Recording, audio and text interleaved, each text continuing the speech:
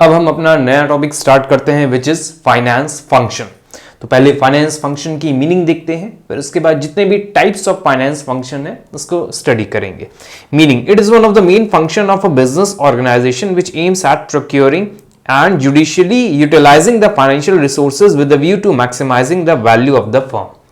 देखिए, finance function क्या है? फाइनेंस से रिलेटेड फंक्शन यहां परफॉर्म करना होता है बिजनेस ऑर्गेनाइजेशन में। किस तरह का फंक्शन परफॉर्म करना है? जो भी फंड का अरेंजमेंट किया जा रहा है उसको जुडिशियली यूज करना, मतलब एक प्रॉपर वे में उसको यूज करने का जो फंक्शन है दैट इज फाइनेंस फंक्शन। अब यूज करके हमको रिटर्न भी देना है, वैल्यू इंक्रीज करनी है हमारे इक्विटी शेयर होल्डर की और हमारे बिजनेस की।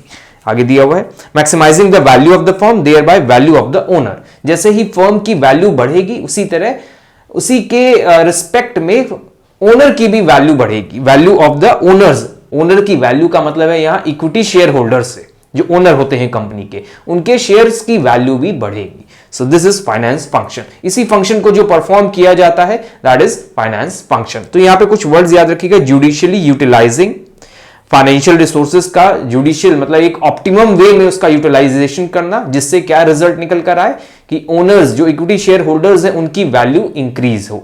This is finance function. इसको पूरा करने के लिए बहुत सारे फंक्शन परफॉर्म करने पड़ते हैं, जिसमें फर्स्ट फंक्शन है आपका investment decision, financing decision, then dividend decision and working capital decision. ये चार तरह के डिसीजन लेने पड़ते हैं फाइनेंस फंक्शन को पूरा करने के लिए। तो चलिए चारों फंक्शन को डिटेल में देखते हैं।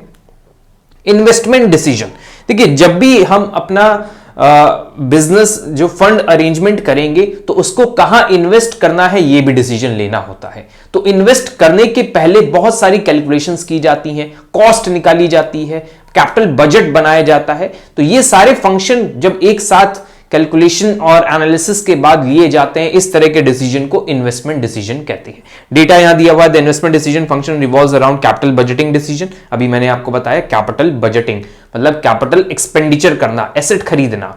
एसेट ऐसे ही नहीं खरीदी जाती है, वहां पर कैश का इनफ्लो कितना होगा उसका कैलकुलेशन एडवांस में ही कर लिया जाता है। फ्यूचर में कितने रिटर्न आएगा कैश इनफ्लो के फॉर्म में, कितने टाइम पीरियड लगेगा, तो ये सारी कैलकुलेशन की जाती है, जो आगे टॉपिक्स कवर करेंगे, पे back period, different cost of capital, ये सारी कैलकुलेशंस भी हम आपको करके दिखाएंगे। कैपिटल बजटिंग इज एन और in an organisation involves the analysis of investment opportunity, specifically long term project and associated cash flows to determine the profit potential.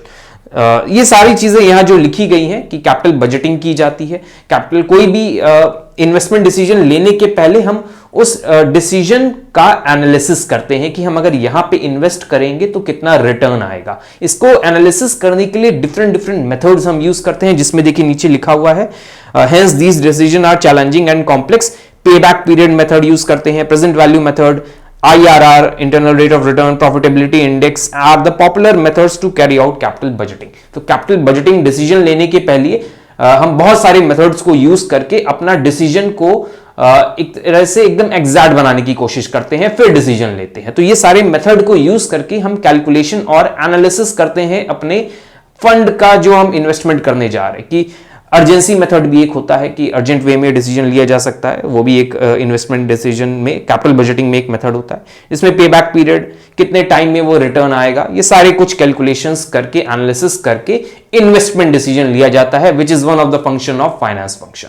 आते हैं सेकंड पे, फाइनेंसिंग डिसीजन। फाइनेंसिंग मतलब लोन का arrangement करना business के लिए।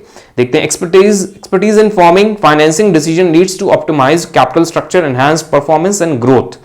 Financing function deals with acquiring capital, like when and how, for the various functioning of the entity, like whether to use equity or debt to finance business activity. The debt and equity mix of an entity is called capital structure. The financing decision always focus on maintaining good capital structure ratio. Investment decision में asset से related बात हुई है, financing decision में capital से related बात होगी। जो लेफ्ट हैंड साइड है हमारी बैलेंस शीट का, जिसमें लायबिलिटीज के अंदर कैपिटल वाला पार्ट जो होता है that is related to financing decision. Right hand side asset वाला जो है that is related with investment decision. So financing decision में हमें कैपिटल स्ट्रक्चर कैसे डिजाइन करना है उसके बारे में स्टडी करना होगा। Capital structure is a mix of debt and equity. तो दोनों का मिक्सचर किस तरह के फॉर्म में होगा, डेट ज्यादा होगा कि इक्विटी कम होगी, इक्विटी ज्यादा होगा कि डेट कम होगा, इसका पूरा रेशियो का कैलकुलेशन किया जाता है एडवांस में, फिर फाइनल डिसीजन लिया जाता है which is related with financing decision. तो यहां पे आपको ध्यान रखना है कि इक्विटी कैपिटल स्ट्रक्चर को यहां पे डिटेल में आपको समझाना होगा। तो आप कैपिटल स्ट्रक्चर को समझा देंगे तो फाइनेंसिंग डिसीजन ऑटोमेटिक क्लियर हो जाएगा यहां पे। So a good capital structure decision should be taken with the help of financing decision. Now next is dividend decision. We all know about dividend.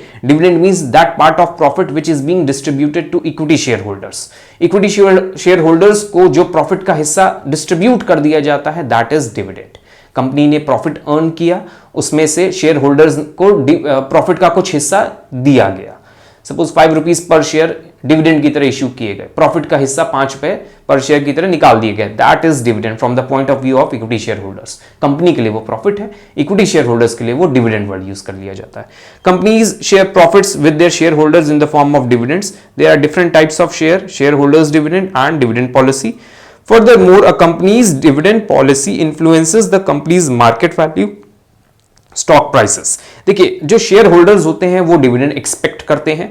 Dividend कितना company दे रही है उसके basis पे भी कंपनी में शेयर्स की वैल्यू में increment और डिक्रीमेंट होता है, बढ़ भी जाते हैं, घट भी जाते हैं। तो डिविडेंड डिसीजन भी ध्यान से लेना पड़ता है कि अगर कोई कंपनी होती है नो डिविडेंड पॉलिसी फॉलो करती है, जैसे रिलायंस इंडस्ट्री पहले नो डिविडेंड पॉलिसी फॉलो करती थी, तो डिविडेंड पॉलिसी भी हमें ध्यान से देखकर डिसीजन लेना चाहिए। Hence, dividend decision including the division of net income between dividends and retained earnings is an important function. अब प्रॉफिट हुआ कंपनी का, प्रॉफिट का जो हिस्सा डिविडेंड की तरह डिस्ट्रीब्यूट कर दिया गया वो अलग। सपोज हम एक एग्जांपल यहां लेते हैं, सपोज कंपनी ने 5 करोड़ प्रॉफिट अर्न किया है। अब कंपनी क्या कर सकती है, उसको ये जो प्रॉफिट हुआ कंपनी का, इस प्रॉफिट में से कुछ हिस्सा डिविडेंड की तरह दे दे, कुछ हिस्सा रिटेन कर ले, जिसको हम रिटेन अर्निंग कहते हैं, रिटेन अर्निंग।